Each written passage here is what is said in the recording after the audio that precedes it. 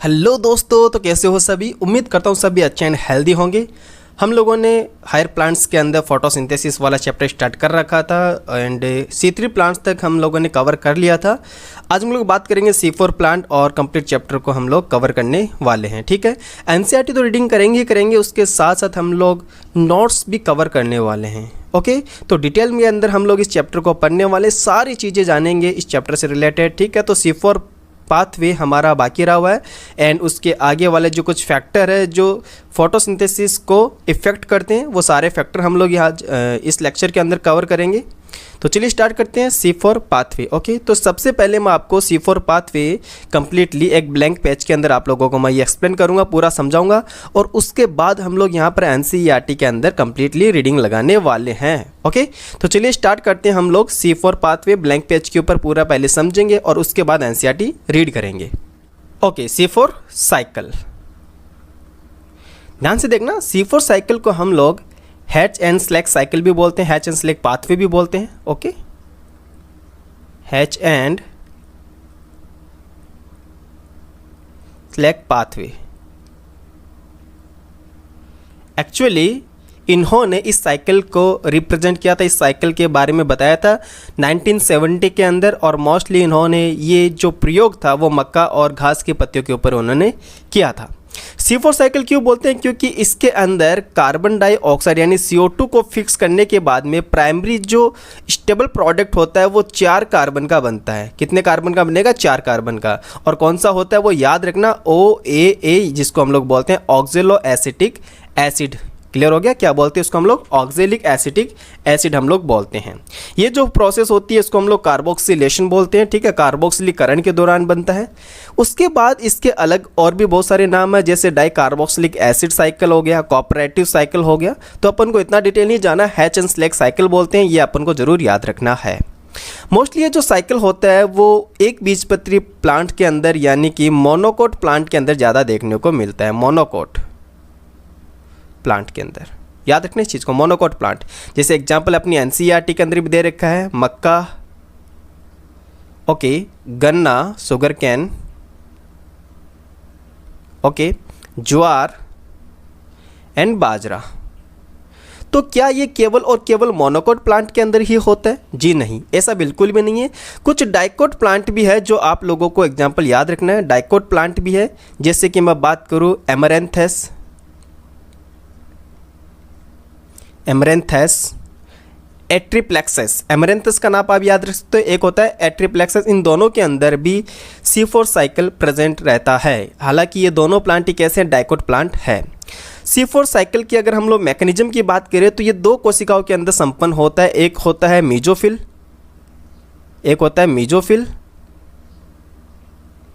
और एक होता है बंडल शीथ सेल।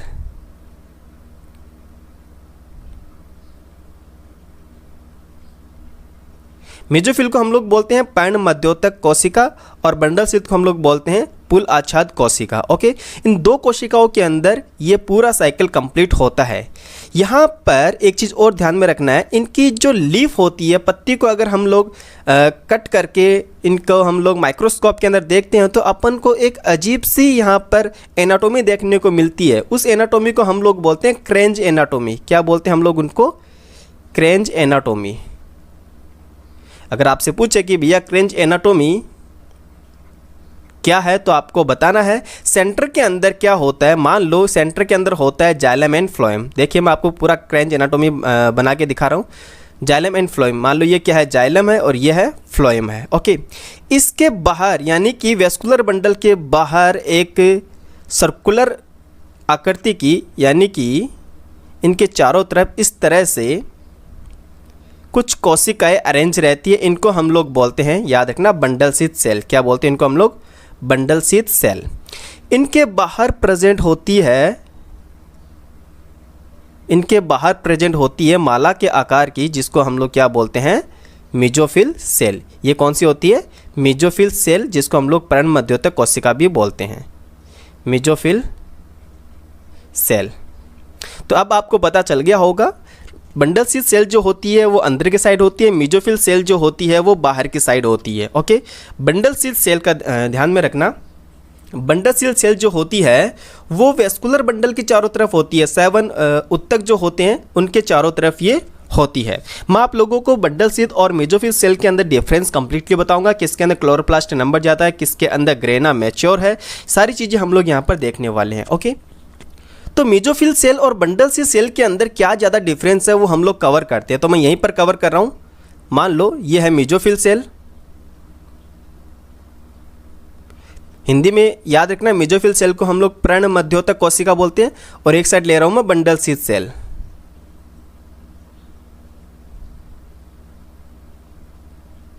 ठीक है, जिसको हम लोग पुल आच्छाद कोशिका बोलते हैं, पुल आच्छाद कोशिका।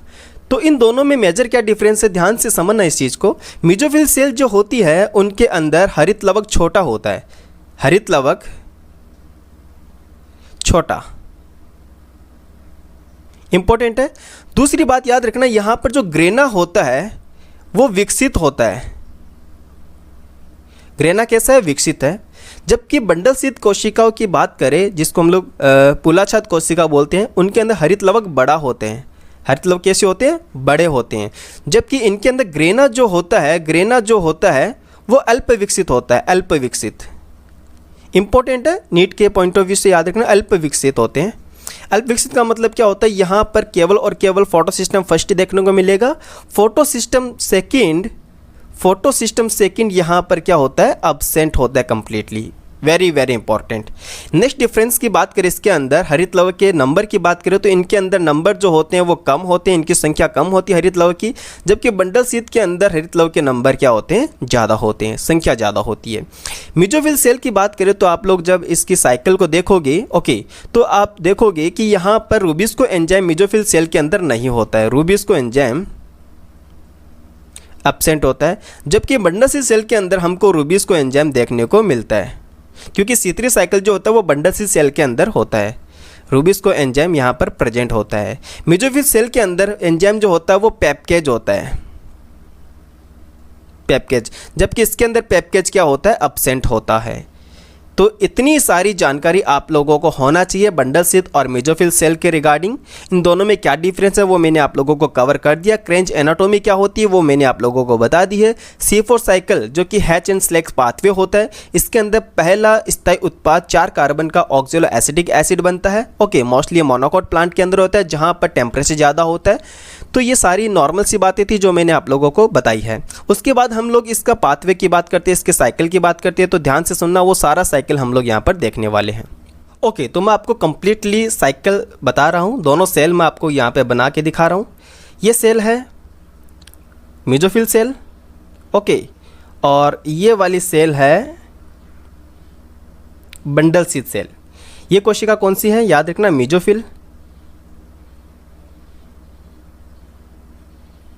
जिसको हम लोग पर्ण मध्योतक कोशिका बोलते हैं, और ये कोशिका कौन सी है, बंडलशील सेल है। ओके, ठीक है। इनके बाहर है प्रेजेंट कोशिका भित्ति, क्योंकि पादप कोशिका के अंदर कोशिका भित्ति प्रेजेंट होती है, आप लोगों को पता होगा। ओके, तो ये नॉर्मली मैंने यहाँ पर सेल वॉल बना दी है।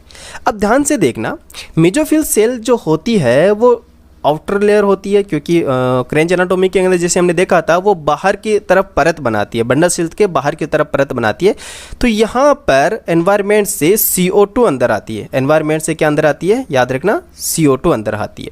ये जो CO2 होती है वो किसके साथ में बाइंड होती है, याद रखना, प्राइमरी एक्सेप्टर ऑफ CO2, जिसको हम लोग कार्बन डाइऑक्साइड बोलते हैं, वो कौन होता है, PEP होता है। इंपॉर्टेंट लाइन है, ध्यान से समझना। तो PEP के साथ में ये बॉन्ड बनाता है, PEP के साथ में ये रिएक्शन करता है। अब किसकी प्रेजेंस के अंदर ये रिएक्शन करता है, याद रखना, पेप्केज की प्रेजेंस में। किसकी प्रेजेंस में, PEP, पेप्केज। पेप्केज का फुल फॉर्म होता है पेप कार्बोक्सिलेज, ठीक है, पेप कार्बोक्सिलेज। तो इस एंजाइम की प्रेजेंस के अंदर PEP, मैं आपको PEP का फुल फॉर्म बताता हूँ, फॉस्फोइनोल पाइरूवेट। क्या होता है, फॉस्फोइनोल पाइरूवेट होता है। CO2 PEP के साथ में कंबाइन होकर क्या बनाता है, 4 कार्बन का प्राइमरी स्टेबल प्रोडक्ट बनाता है, जिसका नाम होता है OAA। इसको हम लोग बोलते हैं ऑक्जेलो एसिटिक एसिड। ये कितने कार्बन का होता है, 4 कार्बन का होता है। इतनी बात क्लियर हो गई? ओके। उसके बाद आगे जाकर ये किस में कन्वर्ट होता है, याद रखना, ये अपने आयंस यानी मैलेट आयन के अंदर कन्वर्ट होता है। ये मैलिक एसिड के अंदर कन्वर्ट होता है और मैलिक एसिड जो होता है वो आयनों के अंदर डिवाइड हो जाता है। मैलेट आयन के अंदर ये टूट जाता है। यहाँ पर जैसे ही OAS से अगर ये मैलेट आयन बनता है तो यहाँ पर याद रखना NADPH2 खर्च होता है। यहाँ पर मैं लिख रहा हूँ क्या खर्च होता है, NADPH2 टूटता है। NADPH2 ब्रेक होता है किसके अंदर, NADP पॉजिटिव के अंदर, ठीक है। तो यहाँ पर NADPH2 का खर्चा होता है। अभी जो मैलेट होता है ये डायरेक्टली कहाँ पे जाता है, फिर बंडल शीथ सेल के अंदर। कहाँ पे जाएगा, बंडल शीथ सेल के अंदर। इसको हम लोग ट्रांसपोर्टेशन बोलते हैं। ओके, जैसे बंडल शीथ सेल के अंदर जाता है ये अपनी फॉर्म के अंदर रहता है, इसके अंदर हम लोग बोलते हैं मैलेट आयन के फॉर्म में रहेगा। अब मैलेट आयन से ये कन्वर्ट होता है किसके अंदर, पायरुविक एसिड के अंदर। किसके अंदर, पायरुविक एसिड, जो कि अपने आयनों में टूट के क्या बनाता है, पायरुवेट बनाता है। अब जैसे ही मैलेट पायरुवेट के अंदर कन्वर्ट होता है उस दौरान यहाँ से CO2 रिलीज होती है। क्या निकल रही है, यहाँ पर CO2 निकल रही है। एक चीज़ मैं आपको और बताता हूँ, यहाँ पर CO2 निकल रही है, बट मैलेट से पायरुवेट बनने की जो प्रोसेस होती है वहाँ पर NADPH2 का फॉर्मेशन होता है। मैं यहाँ पर लिख नहीं रहा, आप सुन रहे होंगे, यहाँ पर NADPH2 का फॉर्मेशन होता है। क्लियर हो गया? अब ये जो CO2 है, ये CO2 किस में जाता है, ये CO2 जाता है, याद रखना, केल्विन साइकिल के अंदर। CO2 के साथ में कौन कंबाइंड होता है, RuBP कंबाइंड होता है, और ये किस में जाएगा, यहाँ पर केल्विन साइकिल, जिसको मैं C3 साइकिल बोलता हूँ, ठीक है। जो क्या होता है, एक्चुअली C3 साइकिल होता है और आगे जाकर यहाँ पर क्या बनता है, शुगर बनता है। ओके, अब ये जो पायरुवेट होता है ये वापस से किस में जाता है, मेसोफिल सेल के अंदर जाता है, पायरुवेट फॉर्म के अंदर ही, पायरुवेट फॉर्म के अंदर ही। पायरुवेट से वापस से रीजनरेशन के द्वारा क्या बनता है, याद रखना, पैप बनता है, PEP बनता है। यहाँ पर याद रखना ATP का खर्चा होता है। यहाँ पर किसका खर्चा होता है, ATP से ADP बनता है, यानी यहाँ पर ATP लॉस हो रही है। अब अपनी NCERT के अंदर डायग्राम थोड़ा अजीब सा दे रखा है, ठीक है, उसके अंदर काफ़ी कुछ मिस दे रखा है, तो मैं वो NCERT वाला डायग्राम भी यहाँ पर बना रहा हूँ, तो उसको भी हम लोग ध्यान से देखना। ओके, मान लो ये वाली जो सेल है वो मेसोफिल है और ये वाली जो सेल है वो बंडल शीथ है। मैं यहाँ पे लिख रहा हूँ मेसोफिल, ये है बंडल शीथ। तो यहाँ से एनवायरनमेंट से आपको पता है CO2 आएगा, और CO2 किस फॉर्म के अंदर यहाँ पर बॉन्ड बनाता है, क्योंकि CO2 यहाँ पर H2 के साथ में रिएक्शन करता है और ये HCO3 बनाता है, HCO3 बनाता है। HCO3 जो है ये पेप के साथ में यानी फॉस्फोइनोल पायरुवेट के साथ में बॉन्ड बनाता है और किसका निर्माण करता है, याद रखना, OAA, ऑक्जेलो एसिडिक एसिड का ये निर्माण करता है। किसका निर्माण करेगा, ऑक्जेलो एसिडिक एसिड। इस प्रोसेस को हम लोग बोलते हैं फिक्सेशन। इसको हम लोग क्या बोलते हैं, फिक्सेशन। अपनी NCERT के अंदर मैं आप लोगों को बताऊंगा कहाँ पर कौन सा वर्ड लिखना है, ठीक है। इसको हम लोग बोलते हैं स्थिरीकरण या फिक्सेशन। अब OAA जो बना है वो कितने कार्बन का है, 4 कार्बन का है, ठीक है। उसके बाद ये एसिड के अंदर कन्वर्ट होता है, तो यहाँ पर जो स्टेप आएगा वो कौन सा होता है, ट्रांसपोर्टेशन, ठीक है। अब मैलेट के अंदर ये ट्रांसपोर्टेशन होता है, तो मैलेट कहाँ पे बनता था, याद रखना, मेसोफिल के अंदर, और मेसोफिल से कहाँ पे आ गई है, बंडल शीथ के अंदर आ गया, ठीक है। क्या आ गया, मैलेट आयन आ गया। अब मैलेट आयन किस में कन्वर्ट होता है, याद रखना, मैलेट आयन कन्वर्ट होता है पायरुवेट के अंदर। जैसे पायरुवेट के अंदर कन्वर्ट होता है, यहाँ से क्या निकलता है, CO2 बाहर निकलता है। CO2 का बाहर निकलना डीकार्बोक्सिलेशन क्या कहलाता है, कार्बोक्सिलेशन। तो CO2 का बाहर निकलना क्या कहलाता है, डीकार्बोक्सिलेशन, जो आगे जाकर C3 साइकिल में जाएगा और C3 साइकिल से आपको पता है क्या बनता है, शुगर बनता है, ठीक है। अब मैलेट किस में कन्वर्ट हुआ था, याद रखना, पायरुवेट के अंदर, और पायरुवेट वापस से ट्रांसपोर्ट होता है, कहाँ पर जाएगा, ये कोई स्टेप थी ना डीकार्बोक्सिलेशन, यहाँ पर वापस से क्या आ रहा है, ट्रांसपोर्टेशन आएगा। ट्रांसपोर्टेशन कहाँ पे जाएगा, वो मेसोफिल सेल के अंदर जाता है, और मेसोफिल सेल से वापस से क्या बनाता है, वो पेप बनाता है। वापस से हम इसको बना रहे हैं, तो इस प्रोसेस को हम लोग क्या बोलते हैं, रीजनरेशन। इसको हम लोग क्या बोलते हैं, रीजनरेशन हम इसको बोलते हैं। NCERT के अंदर पूरी स्टेप मैं आपको स्टार्टिंग से बताऊंगा, और कौन कौन सी वहाँ पर आप लोगों को क्वेश्चन मिल सकते हैं किस टाइप्स के अंदर, क्योंकि वहाँ पर ये डायग्राम दे देंगे और फिक्सेशन, ट्रांसपोर्टेशन, डिकार्बोक्सिलेशन, इनको वो हाइड कर देंगे और वहाँ पर वो ABCD देकर आपको पूछेंगे कि भैया A क्या है, B क्या है, इस तरह से आप लोगों को बताना होगा। इतनी बात क्लियर हो गई? ओके, तो चलिए हम लोग अब NCERT को रीड करते हैं और उनको अच्छे से समझते हैं। ओके, C4 पाथ की बात करते हैं, जिसको हम लोग हैट्स-एंड-स्लेक साइकिल भी बोलते हैं। C4 पाथ जैसा कि पहले बताया गया कि पौधे जो शुष्क उष्ण कटिबंधीय क्षेत्र, ये क्या होता है? शुष्क उष्ण कटिबंधीय क्षेत्र का मतलब होता है जहाँ पर टेम्परेचर ज़्यादा हो, जहाँ पर तापमान बहुत ही ज़्यादा हो, वहाँ पर ये C4 पाथ प्रेजेंट होता है। वहाँ के प्लांट्स के अंदर ये C4 पाथवे देखने को मिलता है। इन पौधों के अंदर क्या होता है, CO2 का जो यौगिकीकरण होता है उससे पहला प्रोडक्ट 4 कार्बन का बनता है, जिसको हम लोग क्या बोलते हैं, ऑक्जेलो एसिटिक एसिड बोलते हैं। वेरी वेरी इंपॉर्टेंट, क्या बोलते हैं उसको हम लोग, ऑक्जेलो एसिटिक एसिड बोलते हैं। फिर भी इनमें मुख्य जो जैव संश्लेषण पाथ होता है, जैव संश्लेषण का मतलब क्या होता है, जहाँ पर शुगर का निर्माण होता है, जहाँ पर फूड का निर्माण होता है, वो तो C3 पाथ के अंदर ही होगा। इसका मतलब हम कह सकते हैं कि C3 साइकिल भी C4 प्लांट्स के अंदर देखने को मिलता है। देखो C3 साइकिल के बारे में आपको बताता हूँ। प्लांट चाहे जो भी हो, C3 प्लांट हो, C4 प्लांट हो, कैम प्लांट हो, सभी के अंदर C3 साइकिल हम लोगों को देखने को जरूर मिलेगा। ओके, जिसको हम लोग क्या बोलते हैं, केल्विन साइकिल भी बोलते हैं। तब फिर से C3 पौधों से ये किस प्रकार से भिन्न है? आप लोग कह रहे हो कि यार इसके अंदर C3 पाथवे भी मिल रहा है, C3 साइकिल भी मिल रहा है, तो फिर ये किस तरह से इनके अंदर डिफरेंस है, C3 और C4 प्लांट के अंदर क्या फिर मेजर डिफरेंस है, तो वो सारा हम लोग इसके अंदर कवर करेंगे। देखो C4 प्लांट जो होते हैं वो विशिष्ट होते हैं, स्पेसिफिक होते हैं। इनकी जो पत्ती होती है, इनकी जो लीफ होती है, उनमें विशेष प्रकार की एनाटॉमी देखने को मिलती है, जैसा मैंने आप लोगों को बताया भी है। ये हाई टेम्परेचर को भी सहन कर लेते हैं, हाई टेम्परेचर के अंदर ये टॉलरेंट रहते हैं, हाई टेम्परेचर के प्रति उनको भी ये सहन कर लेते हैं। तभी तो हम लोग बोलते हैं जहाँ पर तापमान ज़्यादा होता है, जहाँ पर CO2 की मात्रा ज़्यादा होती है, वहाँ पर C4 प्लांट ज़्यादा दक्ष रहते हैं। ये उच्च प्रकाश तीव्रता के प्रति अनुक्रिया करते हैं। देखा, ये हाई इंटेंसिटी होती है लाइट की, वहाँ पर भी ये अपनी अनुक्रिया प्रदर्शित करते हैं। इनकी खास बात क्या है, इनके अंदर प्रकाश श्वसन प्रक्रिया नहीं होती है। याद रखना, इनके अंदर फोटो रेस्पिरेशन, जिसको हम लोग C2 साइकिल बोलते हैं, वो बिल्कुल भी नहीं होता है। इनमें जैव भार का मतलब होता है फूड का फॉर्मेशन, ये अधिक उत्पन्न होता है, यानी इनके अंदर ग्लूकोज की मात्रा ज़्यादा बनती है। इन्हें हम लोग एक एक करके समझते हैं। ये पैरा मोस्टली आप लोग इसको रीडिंग कर लेना, ठीक है, ध्यान से देखना। C4 पाथ पौधे के 7 बंडल जिसको हम लोग जाइलम एंड फ्लोएम बोलते हैं, जैसे मैंने आपको अभी डायग्राम बना के दिखाया था सेंटर के अंदर, ठीक है। जाइलम एंड फ्लोएम मैंने बनाया था और उसके आर पार, उसके चारों तरफ मैंने बनाया था बंडल सेल, और उसके चारों तरफ मैंने बड़ी बड़ी कोशिका के रूप में बनाया था क्या, मेसोफिल कोशिकाएं। तो 7 बंडल और यानी कि जाइलम एंड फ्लोएम के चारों ओर प्रेजेंट होती है पुलाछाद कोशिका। याद रखना, जिसको मैं क्या बोल रहा था, बंडल शीथ सेल बोल रहा था, बंडल शीथ कोशिका।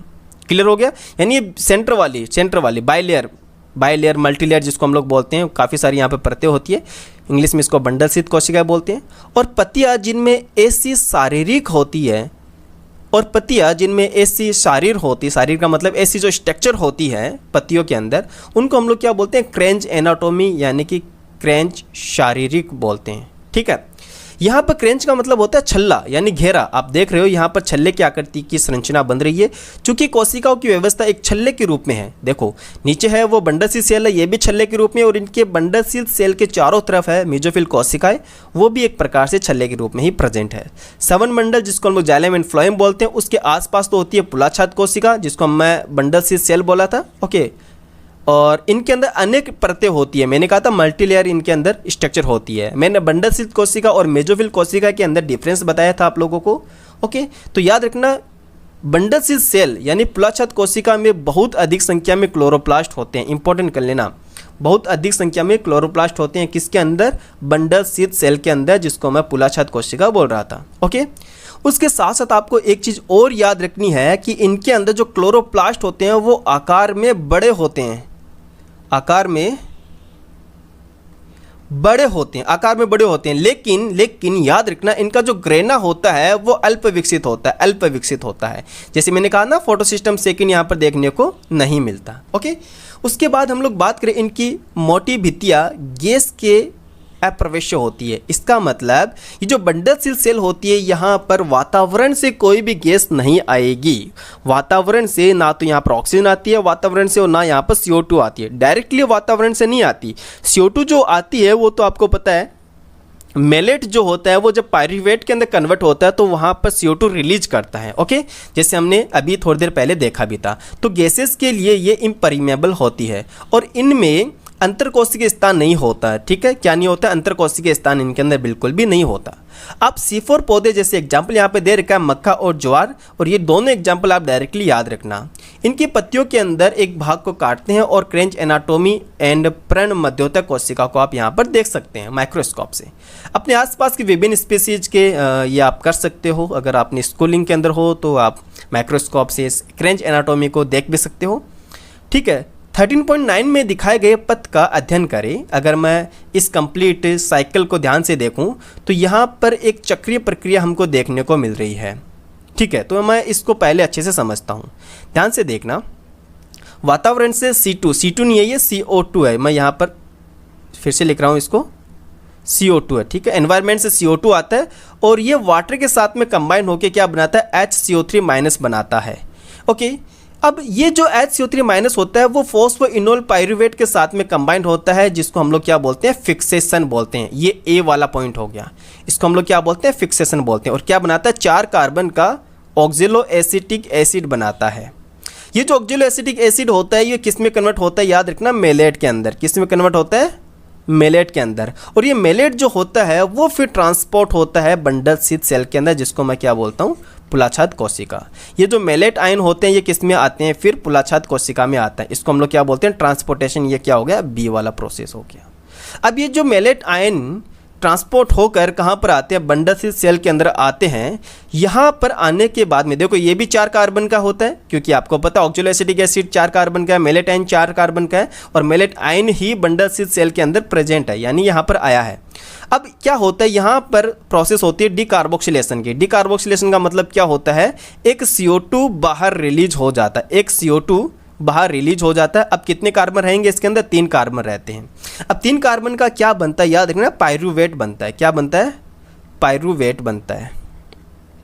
पायरूवेट यहाँ पे बन गया। अब ये पायरूवेट ट्रांसपोर्ट होकर कहाँ पर जाता है? वापस से मेसोफिल कोशिका के अंदर जाता है। यहाँ पर क्या आ गया? पायरूवेट आ गया, मेसोफिल कोशिका में आ गया। अब ये पायरूवेट मेसोफिल कोशिका के अंदर आने के बाद में उस पेप को PEP, पेप फॉस्फोइनोल पायरूवेट, जिसका पूरा नाम होता है PEP, याद रखना PEP, इसको वापस से बनाता है। तो इसको हम लोग क्या बोलते हैं? रीजनरेशन बोलते हैं। हिंदी में इसको पुनरुद्भवन बोलते हैं, रीजनरेशन बोलते हैं। एक चीज़ मैं आपको और बताता हूँ, CO2 और फॉस्फोइनोल पायरूवेट जब बाइंड होते हैं तो यहाँ पर एक एंजाइम यूज होता है जिसको हम लोग बोलते हैं पेपकेज, PEP, पेपकेज एंजाइम। ठीक है, पेपकेज। ओके, फॉस्फोइनोल पायरूवेट कार्बोक्सिलेज जिसको हम लोग बोलते हैं। इतनी बात क्लियर हो गई? ओके, अब इसकी हम लोग रेडिंग लगाते हैं, ध्यान से देखना। CO2 का प्राथमिक ग्राही एक 3 कार्बन का अणु होता है जिसको हम लोग बोलते हैं PEP, हिंदी में पूरा नाम इसका हुआ तो फॉस्फोइनोल पायरूवेट हम इसको बोलते हैं। ये कहाँ पर होता है? याद रखना, ये पर्ण मध्योतक कोशिका में स्थित होता है। Very very important. ये मेसोफिल सेल के अंदर होता है, जैसे ऊपर वाली कोशिका में हमने देखा था। इसके यौगिकीकरण यानी फिक्सेशन के कौन सा एंजाइम रिस्पॉन्सिबल होता है? याद रखना, पेप कार्बोक्सिलेज। हिंदी में इसको शॉर्ट में इसको पेपकेज भी बोलते हैं। शॉर्ट में क्या बोलते हैं? इसको पेपकेज बोलते हैं। नामक एंजाइम संपन्न करता है। अब पर्ण मध्योतक कोशिका के अंदर क्या क्या नहीं होता? याद रखना, रूबिस्को एंजाइम इसमें बिल्कुल भी नहीं होता। रूबिस्को जो होता है वो यहाँ पर केल्विन साइकिल के अंदर होता है। आपको पता है CO2 जो होता है वो RuBP के साथ में कंबाइन होता है। किसकी प्रेजेंस में? रूबिस्को की प्रेजेंस में। यहाँ पर रूबिस्को एंजाइम की प्रेजेंस पे। तो रूबिस्को कहाँ पर होता है? बंडलशील सेल के अंदर प्रेजेंट होता है। इतनी बात क्लियर होगी? तो याद रखना, रूबिस्को एंजाइम मेसोफिल सेल के अंदर बिल्कुल भी प्रेजेंट नहीं होता है।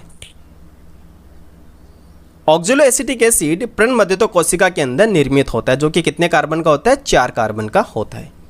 नेक्स्ट बात करते हैं इसके अंदर। इसके बाद ये पर्ण मध्योतक कोशिका में अन्य 4 कार्बन वाले अम्ल, जैसे कि मैंने कहा था मैलिक एसिड हो गया, एस्पार्टिक एसिड हो गया, ये 4 कार्बन का ही होता है।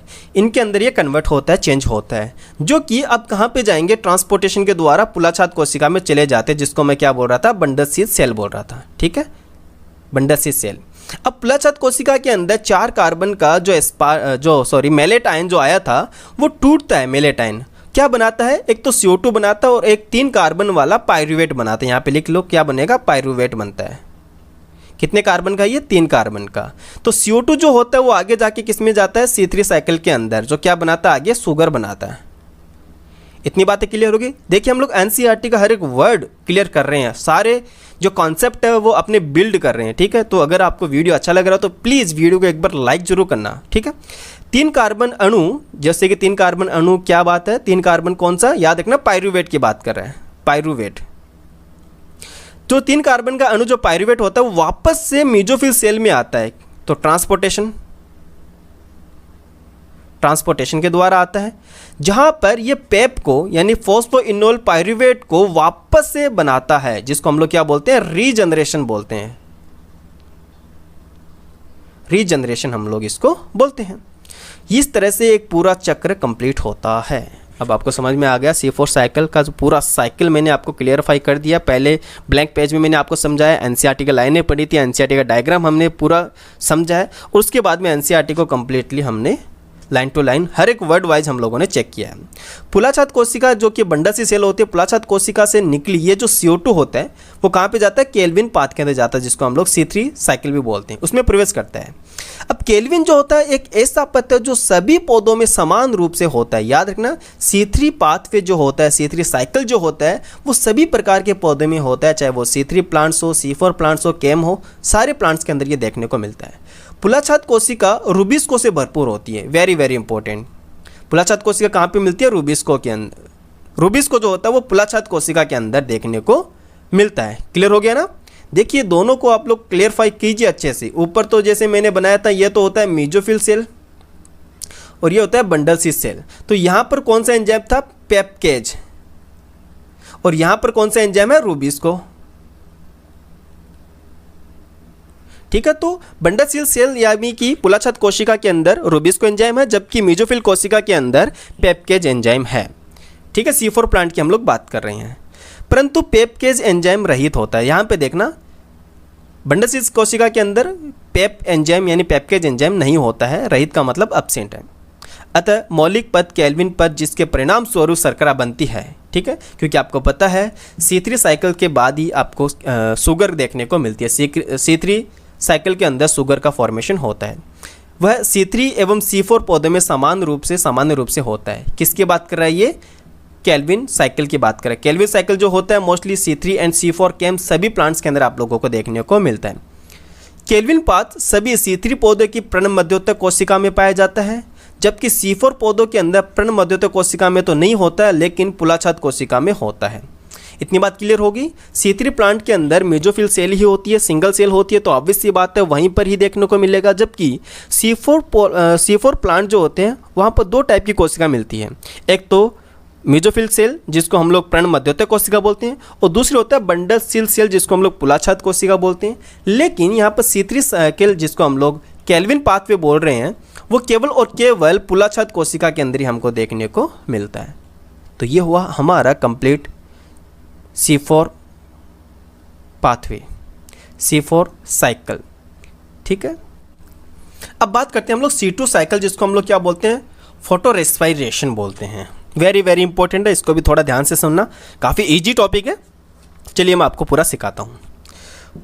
फोटो रेस्पिरेशन ध्यान से समझना, आय एक ऐसी प्रक्रिया प्रकाश श्वसन को जानने का प्रयत्न करते हैं जो C3 एवं C4 पौधों में महत्वपूर्ण अंतर करती है। अंतर का मतलब क्या होता है, दोनों के अंदर मेजर डिफरेंस होता है जो फोटो रेस्पिरेशन करता है। एक चीज़ मैं आपको बताता हूँ, C3 जो प्लांट होते हैं वहाँ पर तो ये प्रेजेंट होता है, जबकि C4 प्लांट के अंदर फोटो रेस्पिरेशन नहीं देखने को मिलता। तो ये मेजर डिफरेंस होता है C3 और C प्लांट्स को डिफ्रेंशिएट करने का। प्रकाश श्वसन समझने के लिए हमें केल्विन पाथ के प्रथम चरण, जिसमें आपको पता है CO2 का फिक्सेशन होता है, उसके पहले चरण के विषय में कुछ अधिक जानकारी करनी होगी। ध्यान से देखना, यह वह अभिक्रिया है जहां पर मैंने आपको C3 जब पाथवे पढ़ाया था, जिसमें RUBP जो होता है वो CO2 यानी कार्बन डाइऑक्साइड से संयोजित होता है और 2 अणु बनाता है PGA के। एक अणु PGA का 3 कार्बन का होता है, तो दोनों अणु कितने के हो गए, 6 कार्बन के हो गए। और एक एंजाइम यहाँ पर रिस्पॉन्सिबल होता है जिसका नाम है रूबिस्को। कौन सा एंजाइम यहाँ पर, रूबिस्को की बड़ी खास बात क्या है, ध्यान से सुनना, अगर आप इसका नाम देखोगे, राइबोलोज 1,5-बिसफॉस्फेट कार्बोक्सिलेज ऑक्सीजिनेज, यानी कि ये कार्बोक्सिलेज की भांति भी व्यवहार कर सकता है और ये ऑक्सीजिनेज के भांति भी व्यवहार कर सकता है। जब ये CO2 के साथ में बाइंड होता है तब तो ये कार्बोक्सिलेज की भांति व्यवहार करता है, और जब ये ऑक्सीजन के साथ में बाइंड होता है तब ये ऑक्सीजिनेज की भांति व्यवहार करता है। आपको ध्यान में देना ये है कि मोस्टली अगर दोनों की कंसंट्रेशन इक्वल होती है तो ये CO2 के साथ में ही बाइंड करता है। इतनी बात क्लियर होगी? ओके, तो इसकी जो इक्वेशन थी वो हमने देखा था C3 साइकिल के अंदर। RuBp कितने कार्बन का है? 5 कार्बन का है, 1 कार्बन का CO2 आता है, और रूबिस्को की प्रेजेंस में ये 3 PGA बनाता है जो कि 2 अणु होते हैं। रूबिस्को नामक एंजाइम विश्व में सबसे ज़्यादा प्रचुर है, इसका मतलब ये मोस्ट ऑफ अबेंडेंट एंजाइम होता है एनवायरनमेंट के अंदर रूबिस्को, ठीक है। और इसका क्या क्या गुण है? इसका यह गुण है कि इसकी सक्रिय जगह है तो CO2 और O2 दोनों से बंधित हो सकती है, यानी ये CO2 के साथ में भी बॉन्ड बना सकता है, ये ऑक्सीजन के साथ में भी ये बॉन्ड क्रिएट कर सकता है।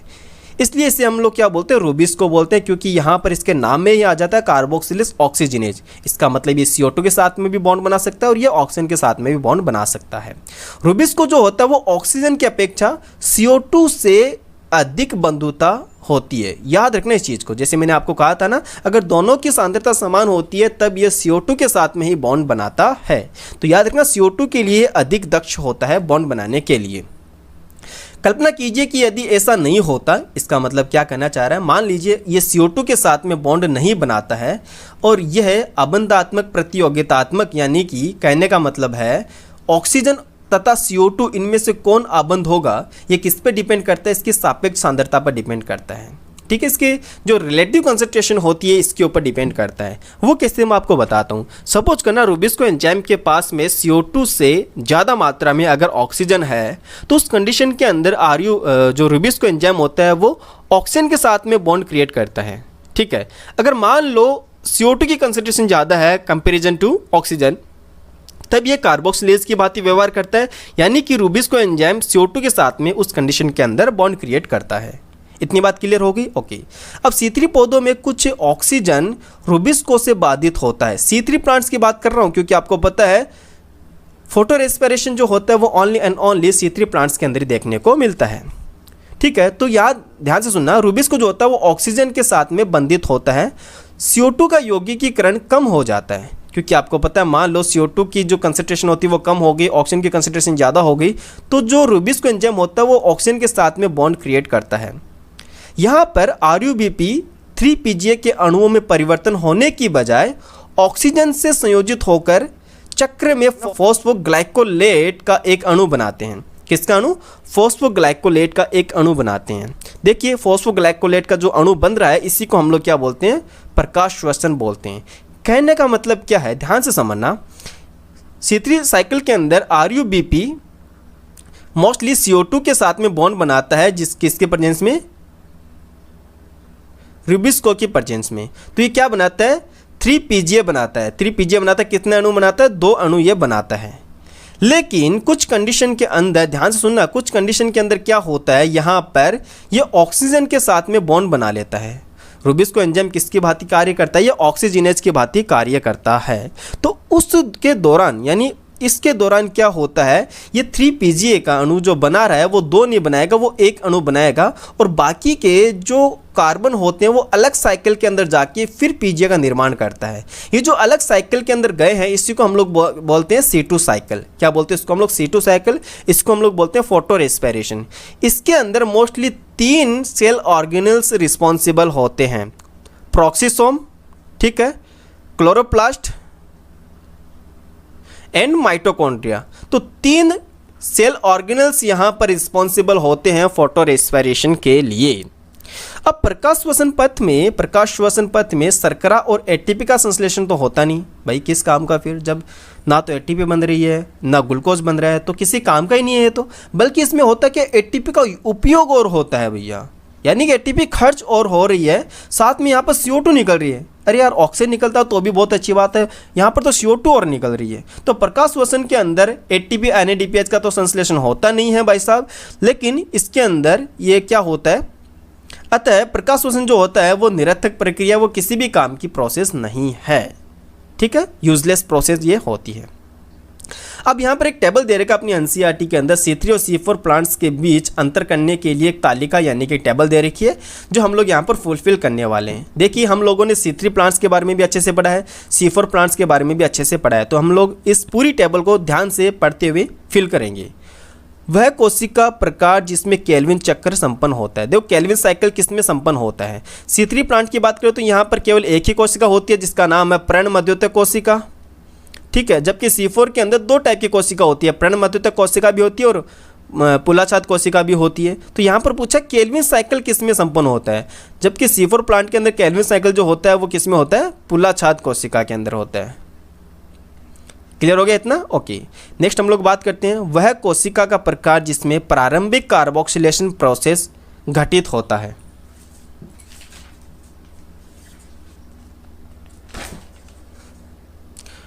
तो ध्यान से समझना, यानी कि पहले CO2 का फिक्सेशन कहाँ पर होता है, कार्बोक्सिलेशन की जो प्रोसेस होती है वो कहाँ पर होती है।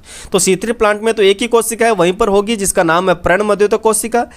और C4 प्लांट के अंदर दो होती है, ठीक है, पर्णमध्योतक कोशिका और बंडलशीथ यानी पुलाछाद कोशिका।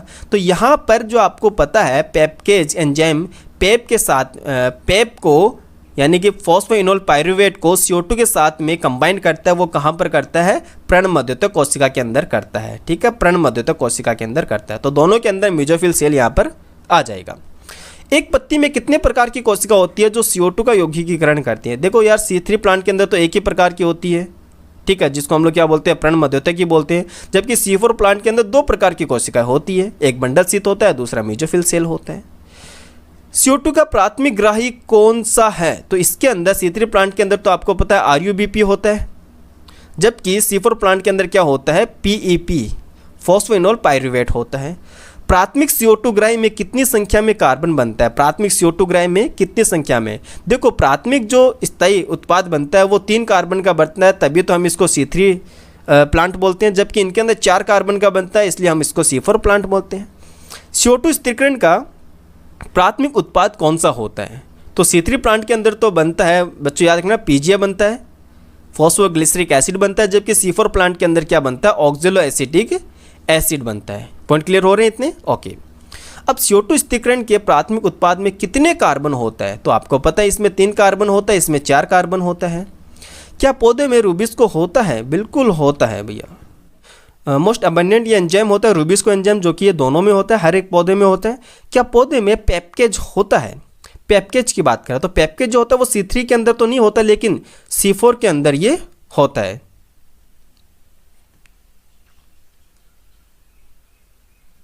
क्लियर हो गया इतना? ओके। नेक्स्ट बात करते हैं पौधों में किन कोशिका में रूबिस्को होता है। तो यहाँ पर तो एक ही टाइप की कोशिका होती है, मेसोफिल सेल होती है, तो इनके अंदर होता है, जबकि यहाँ पर रूबिस्को जो होता है वो किस में होता है, बंडलशीथ सेल के अंदर होता है। उच्च प्रकाश स्थिति में, देखो हाई टेम्परेचर हाई लाइट की बात कर रही है, उच्च प्रकाश स्थिति में CO2 के यौगिकीकरण की दर पूछा है। तो याद रखना, जब उच्च प्रकाश की स्थिति में CO2 का जो यौगिकीकरण की रेट होती है वो इसके अंदर तो लो होती है, किसमें, C3 प्लांट के अंदर, जबकि C4 के अंदर कैसी होती है, हाई होती है, ठीक है। क्या निम्न प्रकाश तीव्रता में प्रकाश श्वसन होता है, ध्यान से सुना इस चीज को, क्या निम्न प्रकाश तीव्रता में प्रकाश श्वसन होता है, याद रखना नगण्य, दोनों के अंदर नेग्लिजिबल होता है, नगण्य होता है, यहां पर भी नगण्य होता है।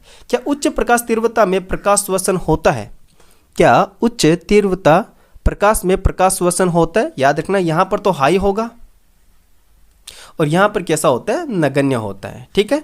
नेक्स्ट बात करते हैं, क्या निम्न CO2 सांद्रता में प्रकाश श्वसन होगा। अगर CO2 की कंसंट्रेशन कम होती है तो उस दौरान प्रकाश श्वसन की बात कर रहे हैं, तो याद रखना इसमें हाई, इसमें नगण्य, क्योंकि आपको पता है C4 प्लांट में प्रकाश श्वसन नहीं होता है ना, नगण्य, तो यहाँ पर भी नगण्य होगा, चाहे वो प्रकाश ज़्यादा हो, CO2 ज़्यादा हो, CO2 कम हो, कुछ भी हो, इनके अंदर नगण्य होता है C4 प्लांट के अंदर। क्या उच्च CO2 सांद्रता में प्रकाश श्वसन होता है, तो याद रखना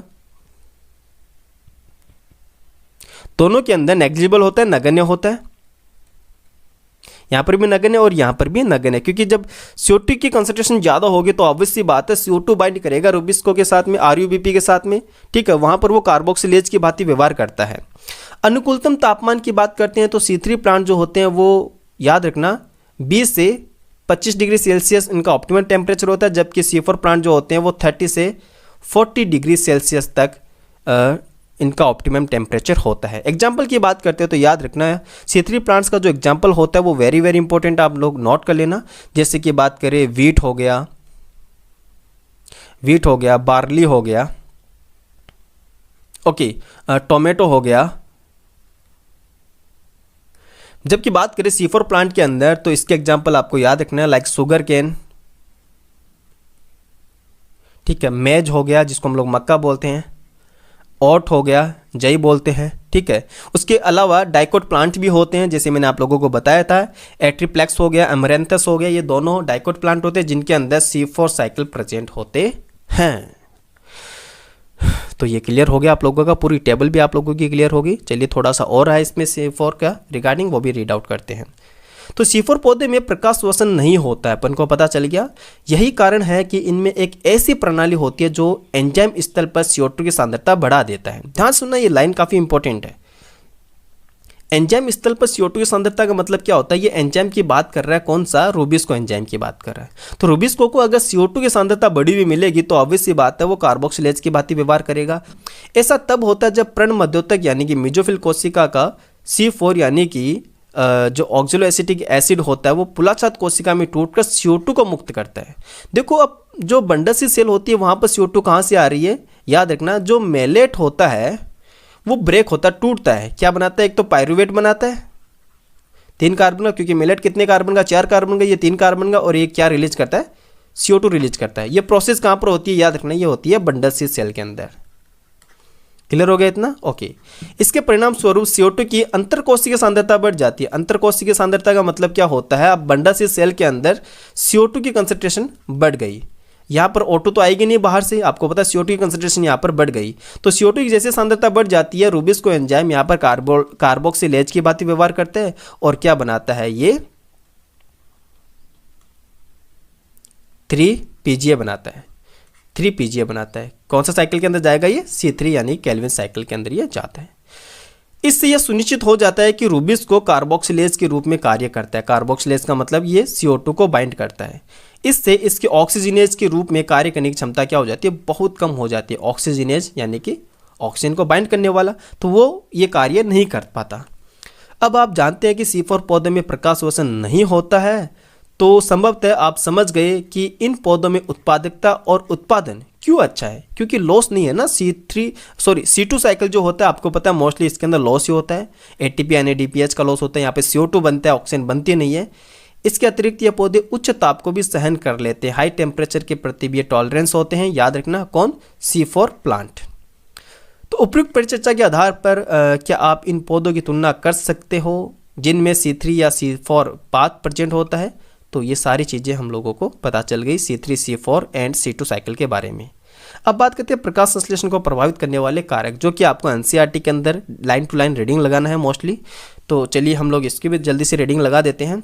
देखो, प्रकाश संश्लेषण को प्रभावित करने वाले कारकों के विषय में जानना आवश्यक है। प्रकाश संश्लेषण की दर पौधे एवं फसली पादपों के उत्पादन जानने में अत्यंत ही महत्वपूर्ण है। प्रकाश संश्लेषण कई कारकों से प्रभावित होता है। बहुत सारे ऐसे फैक्टर होते हैं जिससे फोटोसिंथेसिस की जो रेट होती है वो इफेक्ट करती है, या ये हो सकता है एक्सटर्नल फैक्टर भी हो सकता है या फिर इंटरनल फैक्टर भी हो सकते हैं। पादप कारकों की संख्या यानी कि जो फैक्टर होते हैं, इनकी एज हो गई, प्लांट की एज हो गई, लीफ का जो ओरिएंटेशन है वो हो गया, प्रण मध्योतक कोशिका, क्लोरोप्लास्ट के आंतरिक CO2 की सांद्रता, क्लोरोफिल की मात्रा, इन सभी के ऊपर ही डिपेंड करता है। पादप अथवा आंतरिक कारक जैसे जो इंटरनल फैक्टर होते हैं वो पौधे की वृद्धि अथवा आनुवांशिक पूर्वानुकूलता पर निर्भर करती है। तो हम लोग इंटरनल फैक्टर के बारे में तो नहीं देखेंगे, हम लोग एक्सटर्नल फैक्टर के बारे में यहाँ पर देखने वाले हैं, जिसको हम लोग क्या बोलते हैं? बाह्य कारक। तो बाह्य कारक जो होते हैं लाइक सूर्य का प्रकाश हो गया, तापमान हो गया, CO2 की सांद्रता एंड जल, ये 4 इंपॉर्टेंट फैक्टर होते हैं जो एक्सटर्नल फैक्टर होते हैं फोटोसिंथेसिस को इफेक्ट करने वाले। तो पादप की प्रकाश संश्लेषण प्रक्रिया में ये सभी कारक एक समय में साथ साथ ही प्रभाव डालते हैं, लेकिन हम इनको 1 बाय 1 पढ़ेंगे। ऐसा नहीं है कि जब मान लो CO2 की कंसंट्रेशन ज़्यादा होती है, उस टाइम पर टेम्परेचर कम या ज़्यादा हो, तो डायरेक्टली सिर्फ एक ही फैक्टर यहाँ पर इफेक्ट नहीं करता है, सारे या फिर एक से ज़्यादा फैक्टर यहाँ पर फोटोसिंथेसिस के रेट को इफेक्ट करते हैं। यद्यपि बहुत सारे कारक परस्पर क्रिया करते हैं तथा साथ साथ प्रकाश संश्लेषण अथवा CO2 की यौगिकीकरण को प्रभावित करते हैं, फिर भी प्राय इनमें से कोई भी एक कारक इसकी दर को प्रभावित अथवा सीमित करने का मुख्य कारण बन जाता है। वो क्यों बन जाता है उसके बारे में बताया था ब्लैकमैन ने, मैं अभी आपको बताता हूँ। अतः किसी भी समय पर उपानुकूलतम स्तर, जिसको हम लोग ऑप्टिमम लेवल बोलते हैं, उस पर उपलब्ध कारक द्वारा प्रकाश संश्लेषण की दर का निर्धारण होता है। जब अनेक कारक किसी जैव यानी कि रासायनिक प्रक्रिया को प्रभावित करते हैं तो ब्लैकमैन का लॉ ऑफ लिमिटिंग फैक्टर यहाँ पर देखने को मिलता है। याद रखना ये क्या है, इसको आप लोग डायरेक्टली याद भी रखना है, ठीक है। यहाँ से यहाँ तक अंडरलाइन कर लीजिए। इसके अनुसार क्या है, यदि कोई रासायनिक प्रक्रिया एक से अधिक कारकों के द्वारा प्रभावित होती है, यहाँ पे ध्यान से देखना, एक से अधिक कारकों के द्वारा प्रभावित होती है, तो इसकी दर का निर्धारण उस समीपस्थ कारक के द्वारा होता है जिसकी मात्रा कम हो, जिसका न्यूनतम मान हो। याद रखना इस चीज को, ओके। तो वो होता है इसका लिमिटिंग फैक्टर होता है। क्लियर हो गया इतना? ओके। अगर उस कारक की मात्रा हम लोग बदल दे तो याद रखना इस प्रक्रिया के अंदर यानी कि तो कारक प्रक्रिया को सीधा प्रभावित करता है। यानी उस कारक की मात्रा अगर हम लोग चेंज कर देंगे तो वो कारक क्या करेगा, इसकी जो प्रोसेस होती है उसको डायरेक्टली इफेक्ट करता है। उदाहरण के लिए एक हरी पत्ती अधिकतम अनुकूल प्रकाश तथा CO2 की उपस्थिति, यहाँ पर दो फैक्टर लिया अपन ने, एक तो लाइट ले लिया और दूसरा CO2 की कंसंट्रेशन ले लिया, ठीक है। इनके बावजूद यदि तापमान बहुत कम हो, ठीक है, लाइट दे रखा है, CO2 दे रखा है, लेकिन इन दोनों के अलावा अगर लाइट बहुत कम हो, तापमान टेम्परेचर बहुत कम हो, तो प्रकाश की संश्लेषण नहीं होगा, फोटोसिंथेसिस यहाँ पर नहीं होगा। उस पत्ती में प्रकाश संश्लेषण तभी शुरू होगा जब उसे इष्टतम तापमान दिया जाता है। देखिए हमने दो चीज़ें वहाँ पर अच्छे से दे रखी है, लाइट दे रखा है, हमने CO2 दे रखा है, लेकिन अगर तापमान बहुत कम है तो वहाँ पर फोटोसिंथेसिस नहीं होगा। क्लियर हो गया? तो एक ऑप्टिमम टेम्परेचर की भी यहाँ पर रिक्वायरमेंट होती है फोटोसिंथेसिस के लिए। तो वन बाय वन हम लोग एक्सटर्नल इफेक्ट यहाँ पर देखने वाले हैं। तो सबसे पहला आता है लाइट, जिसको हम लोग क्या बोलते हैं, प्रकाश। जब हम प्रकाश संश्लेषण को प्रभावित करने वाले कारक के रूप में लेते हैं तो हमें प्रकाश की गुणवत्ता यानी कि उसकी क्वालिटी की बात करते हैं, प्रकाश की तीव्रता जिसको हम लोग इंटेंसिटी बोलते हैं, दीप्तकालिकता, ड्यूरेशन वगैरह बोलते हैं, इनके बीच अंतर करने की आवश्यकता है। यहाँ कम प्रकाश तीव्रता पर आपतित प्रकाश तथा CO2 की यौगिकीकरण की दर के बीच एक रेखीय संबंध है, जैसे कि पीछे वाले डायग्राम में आपने देखा था। उच्च प्रकाश तीव्रता होने पर यानी अगर मान लो प्रकाश की इंटेंसिटी बहुत ज़्यादा है, तीव्रता बहुत ज़्यादा है, इस दर में कोई वृद्धि नहीं होती है, लेकिन अन्य कारक सीमित हो जाते हैं। इसमें ध्यान देने वाली रोचक बात यह है कि प्रकाश संतृप्ति पूर्ण प्रकाश के 10% पर होती है। अंडरलाइन कर लेना इस चीज को। प्रकाश संतृप्ति यानी सैचुरेशन कंप्लीट प्रकाश का कितना परसेंट पर होती है, 10% पर होती है। जैसे छाया या फिर सघन जंगलों के अंदर, वहां पर तो हम लोग इस लाइट को लिमिटिंग फैक्टर मान सकते हैं, इसके अलावा कहीं पर भी ये लिमिटिंग फैक्टर नहीं होता है। एक सीमा के बाद आपतित प्रकाश क्लोरोफिल के विघटन का कारण होता है। अगर आप मान लो प्रकाश बहुत ज़्यादा डालते हो तो जो क्लोरोफिल होता है वो टूटने लगता है, विघटित होने लगता है, जिसमें प्रकाश की दर क्या हो जाती है, ऑटोमेटिकली कम हो जाती है। सेकंड आता है कार्बन डाइऑक्साइड, जो कि काफ़ी ज़्यादा इंपॉर्टेंट है। तो प्रकाश संश्लेषण या फोटोसिंथेसिस में कार्बन डाइऑक्साइड एक प्रमुख यानी कि इंपॉर्टेंट लिमिटिंग फैक्टर होता है। वायुमंडल के अंदर CO2 की सांद्रता मोस्टली बहुत कम है, लाइक 0.03 से 0.04% के बीच है। और CO2 की सांद्रता में अगर मान लो 0.05% तक वृद्धि कर दे तो उसके कारण CO2 का जो यौगिकीकरण की दर होती है वो बढ़ जाती है। लेकिन इससे अधिक की मात्रा लंबे समय तक के लिए क्षतिकारक होती है। मान लो ये कंटिन्यूसली बने रहे तो फिर प्लांट को ये इफेक्ट करती है। C3 एवं C4 पौधे CO2 की सांद्रता में भिन्न अनुक्रिया करते हैं, क्योंकि आपको पता है C4 प्लांट के अंदर जो होता है वो CO2 की कंसंट्रेशन अगर ज़्यादा हो तो ज़्यादा इफेक्टिव वर्क करते हैं वो। निम्न प्रकाश स्थितियों में या मान लो प्रकाश की स्थिति कम है, प्रकाश कम है, उस दौरान दोनों में कोई भी समूह है उच्च CO2 सांद्रता के प्रति अनुक्रिया नहीं करते हैं। ये मैंने आपको उस टेबल के अंदर दिखाया था जहाँ पर C3 C4 प्लांट के अंदर हम लोग बात कर रहे थे। उच्च प्रकाश तीव्रता की बात करें तो C3 और C4 दोनों ही तरह के पादपों में प्रकाश संश्लेषण की दर क्या हो जाती है, बढ़ जाती है, अधिक हो जाती है।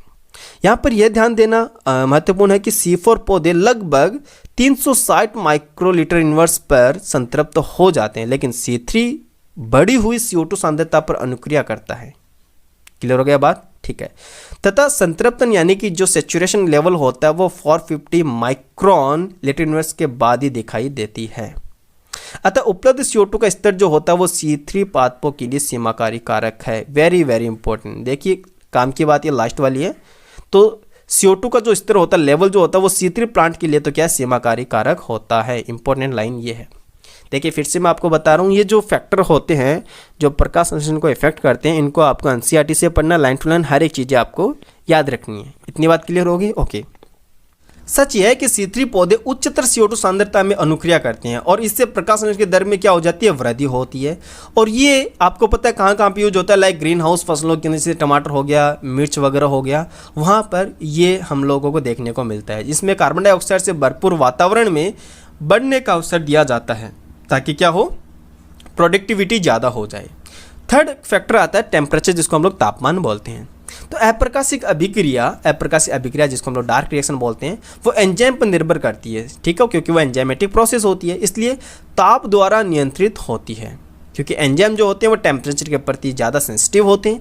यदि भी प्रकाश अभिक्रिया भी ताप संवेदी होती है, लाइट रिएक्शन भी कैसी होती है? वो ताप संवेदी होती है, लेकिन उस पर ताप का काफ़ी कम प्रभाव पड़ता है। लाइट रिएक्शन की बात करें, लाइट रिएक्शन के ऊपर टेम्परेचर का काफ़ी कम इफेक्ट पड़ता है। C4 पौधे उच्च ताप पर अनुक्रिया करते हैं। C4 पौधे आपको पता है हाई टेम्परेचर के ऊपर अच्छे से रह सकते हैं, कोई दिक्कत वाली बात नहीं है। CO2 ज़्यादा हो, टेम्परेचर ज़्यादा हो, C4 प्लांट्स में कोई प्रॉब्लम नहीं रहती है, तथा उनमें प्रकाश संश्लेषण की दर भी ऊंची यानी कि ज़्यादा होती है, उच्च होती है। जबकि C3 पौधों के अंदर इष्टतम ताप कम होता है, यानी ऑप्टिमम टेम्परेचर कम होता है, जैसे हमने बताया था 20 to 25 डिग्री सेल्सियस होता है C3 प्लांट्स का, जबकि C4 प्लांट्स का जो ऑप्टिमम टेम्परेचर होता है वो 30 से 40 डिग्री सेल्सियस तक होता है। विभिन्न पौधों में प्रकाश संश्लेषण के लिए इष्टतम ताप उनके अनुकूल आवास पर निर्भर करता है। उष्णकटिबंधीय पौधों जिसके अंदर आपको पता है टेम्परेचर ज़्यादा हो, वहाँ की बात करें इष्टतम तापमान कैसा होता है? उच्च होता है, हाई होता है।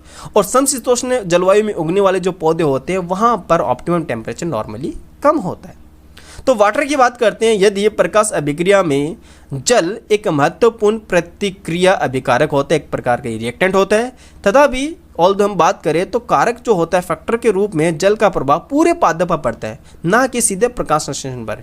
क्योंकि पानी यानी भोजन जो होता है, वाटर जो होता है, वो केवल और केवल फोटोसिंथेसिस ही नहीं कर रहा, उसके अलावा भी काफ़ी सारे वर्क होते हैं जो प्लांट के अंदर होते रहते हैं। तो जल जैसे तनाव रंध्र को बंद कर देता है, तनाव रंध्र यानी स्टोमेटा को ये बंद कर देता है। मान लो जल की कमी हो जाती है, उसने आपको पता है स्टोमेटा क्लोज हो जाते हैं, बंद हो जाते हैं, अतः CO2 की उपलब्धता भी फिर घट जाती है, क्योंकि CO2 जो होती है वो कहाँ से आती है? स्टोमेटा के थ्रू ही आती है। इसके साथ ही आपको पता है जल जो होता है वो तनाव से क्या हो जाता है? पत्तियाँ भी मुरझा जाती हैं, यानी फोल्ड हो जाती है, जिससे उनका क्षेत्रफल कम हो जाता है। इसके साथ साथ उपापचय क्रिया भी क्या हो जाती है? कम हो जाती है। तो वाटर भी इफेक्ट करता है, लेकिन वो इनडायरेक्टली इफेक्ट करता है। क्लियर हो गया? डायरेक्टली इफेक्ट नहीं करता फोटोसिंथेसिस को। तो ये हमारा चैप्टर आज कंप्लीट हो गया है एंड आपको समझ में आया तो बहुत अच्छी बात है। प्लीज़ लोगों तक स्प्रेड कीजिए, फैलाइए, शेयर कीजिए लोगों को। तो मिलते हैं नेक्स्ट चैप्टर के अंदर, तब तक thank you so much, bye bye, take care, have a good day.